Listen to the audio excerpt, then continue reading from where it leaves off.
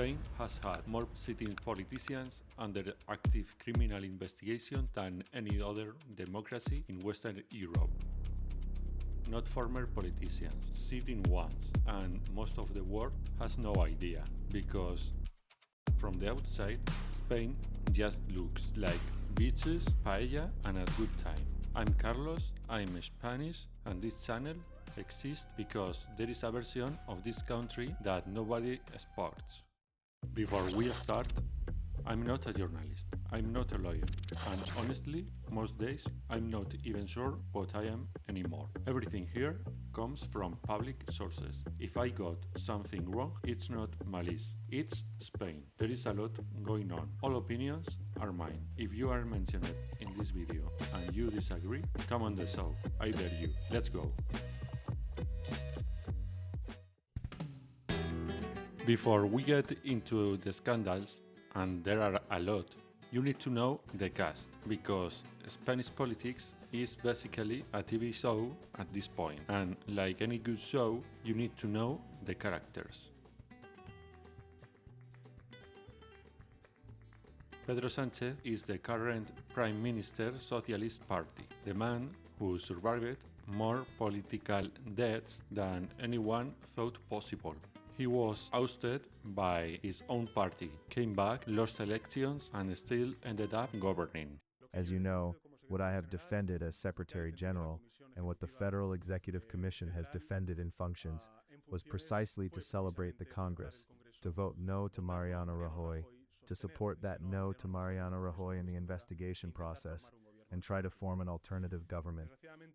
Unfortunately, the result of the vote has been adverse to the proposal that the Federal Executive Commission has made, and consequently, as I warned yesterday, if my request did not prosper, my proposal, the proposal of the Federal Executive Commission, then logically, I could not administer a decision that I did not share.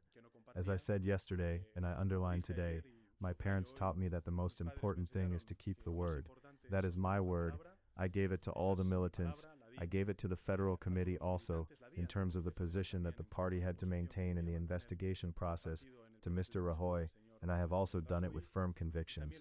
Unfortunately, there have been no winners of this vote, and therefore I have announced to the Federal Committee the dismissal of the Federal Executive Commission, and also of my person as Secretary General. His critics say he'll do anything to stay in power. His supporters say he's the only thing standing between Spain and the far right. To govern, he needs allies. One of the most controversial, Carles Puigdemont, a former regional president of Catalonia who fled the country to avoid prison after leading an illegal independence referendum. He's been living in exile in Belgium for years, and yet his party's votes keep Sánchez in power. That relationship alone could fill an entire Netflix season. Alberto Núñez Feijóo leads the PP, Partido Popular, the traditional center-right opposition. He came from being a successful regional president in Galicia, selling himself as the calm, boring alternative to the chaos. It hasn't fully worked. Then there's Vox, led by Santiago Abascal. This is the far-right party, anti-immigration, highly nationalist, very proud about traditional values. Think of them as Spain's MAGA movement, but older, more formal suites, and operating in a country where the long shadow of fascism is impossible to ignore. They exploded onto the scene in 2019. And are now the third largest party in parliament. Here's the thing foreigners almost never understand about Spain. It's not one country, it's more like a country made of countries. Catalonia wants independence. The Basque country has its own language, its own culture, and until not that long ago, its own terrorist organization, ETA, responsible for over 800 deaths over 4 decades. That's not ancient history, that's your parents' generation. Each region fits into national politics in ways that are genuinely hard to explain from outside, and that explains everything. So, why me? I'm not a journalist, I'm not a politician. I'm a Spaniard who has been watching this circus for years and got tired of explaining it to foreign friends and one WhatsApp message at a time. This channel is that conversation in English, without the tourist filter.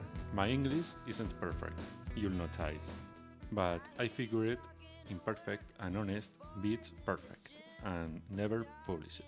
So here we are.